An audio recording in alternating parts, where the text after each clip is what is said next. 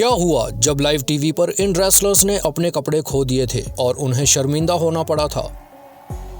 WWE के कुछ stars ऐसे रहे हैं जिन्हें बिना कपड़ों के लाखों फैंस ने लाइव टीवी पे देखा था।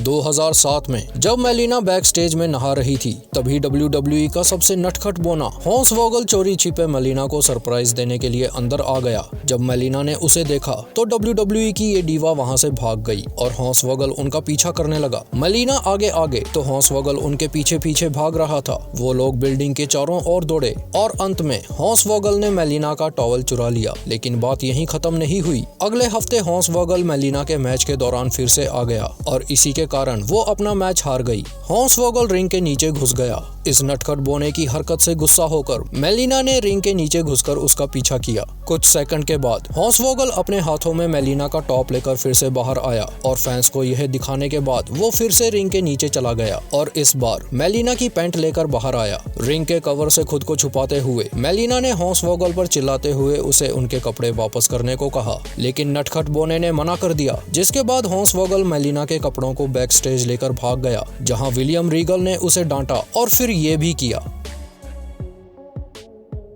WWE में सिर्फ वुमेन रेसलर्स के कपड़े ही नहीं चुराए गए, बल्कि मेल रेसलर्स के साथ भी ये शर्मनाक हरकत हुई है। 2002 में क्रिस जेरिको और क्रिश्चियन को भी अपने कपड़ों से हाथ धोना पड़ा था। जब मंडे नाइट रॉ की शुरुआत दोनों ने डडली बॉयज के खिलाफ अपने WWE टैग टीम चैंपियनशिप को बचाकर की। जेरिको और क्रिश्चियन ने जीतने के लिए चीटिंग की थी, इसलिए बबा और डीवॉन उनसे बदला लेना चाहते थे। मैच के बाद जेरिको और क्रिश्चियन नहाने गए, लेकिन जब वो नहा के वापिस अपने कपड़े पहनने आए तो उनके बैग वहाँ नहीं थे। जिसके बाद डीवॉन बैग्स के साथ सामने आए और पता चला कि इसके पीछे उनका और बबा का हाथ था।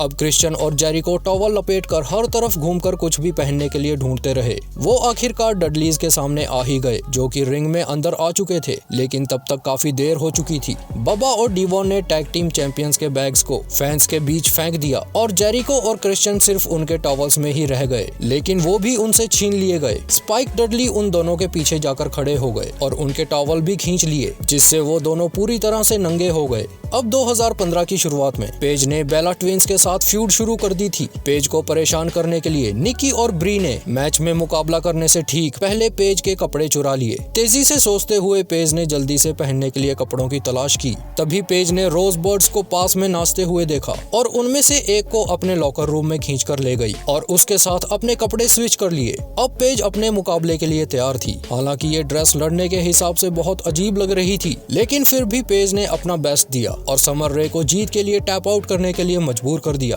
अब अप्रैल 2002 में ब्रॉक लेसनर और हार्डी बॉयज ने एक दूसरे से लड़ाई शुरू कर दी थी। इसे व्यक्तिगत बनाने के लिए पॉल हेमन ने लीटा के अंडरगारमेंट्स चुरा लिए। बाद में जब मैट और जेफ एक मैच में लड़ रहे थे, तभी हेमन आ गए और लीटा के कपड़े बाहर निकालकर फैंस की तरफ फेंकने लगे। जैसे ही मैच खत्म हुआ, मैट हार्डी, जो कि लीटा को डेट कर रहे थे, सीधे पॉल हेमन की तरफ दौड़े, लेकिन पॉल हेमन ने मैट हार्डी के लिए एक जाल बुना था, जो कि ब्रॉक लेसनर के रूप में सामने आया। मैट ने डटकर लड़ाई की, लेकिन वो बीस्ट ब्रॉक लेसनर का कुछ नहीं बिगाड़ पाए। फ्यूचर WWE चैंपियन ने मैट हार्डी को एक जबरदस्त F5 मारा, जिसके बाद मैट बेसुध हो गए थे। तो ये थे कुछ ऐसे इंसिडेंट्स जब कुछ रेसलर्स ने अपने कपड़े गंवा दिए थे।